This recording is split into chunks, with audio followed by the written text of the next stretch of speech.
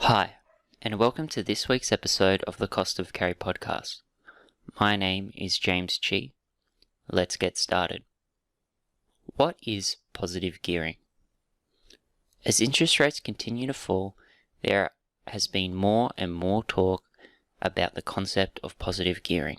Simply put, when a property is positively geared, it generates more income than it costs to hold. Most property investors are faced with a number of costs that come with owning a property. The most obvious costs are the interest repayments on your mortgage. However, there are also a number of other expenses that need to be factored in when calculating how much money your property is making each week, month, or year. These costs include repairs and maintenance, strata fees, council costs, land taxes, and even periods of vacancies. On the flip side, the income is based on how much rental income your property receives.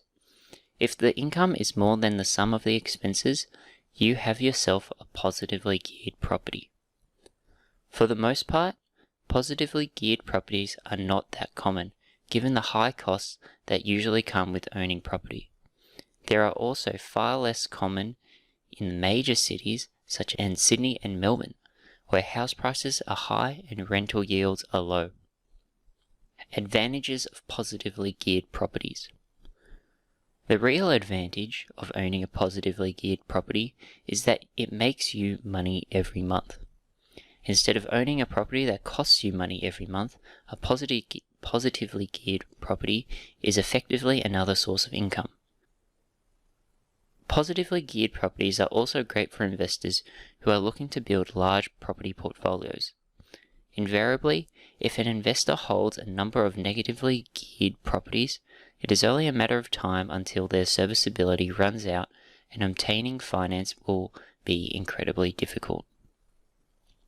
Disadvantages of positively geared properties.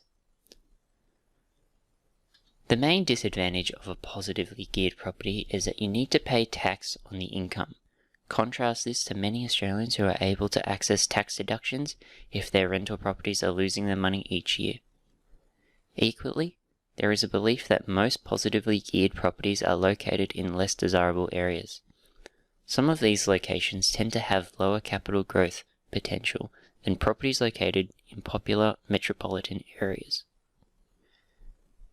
However, there are a number of regional areas that are currently experiencing very high demand and strong growth, which suggests that there is no rule of thumb that says metro areas are always stronger. There are several different types of properties that might be positively geared, such as those containing granny flats, dual income properties such as duplexes, or those in regional locations or even mining towns. Buying a positively geared property is perhaps easier than it has ever been, given the low level of interest rates. However, it's important to weigh up your buying decisions based on a range of factors, including the potential for capital growth, the type of tenant you want, and your overall investment strategy, instead of chasing income alone. And that concludes this episode of the Cost of Carry podcast. Thank you all for tuning in, and I'll see you in the next episode.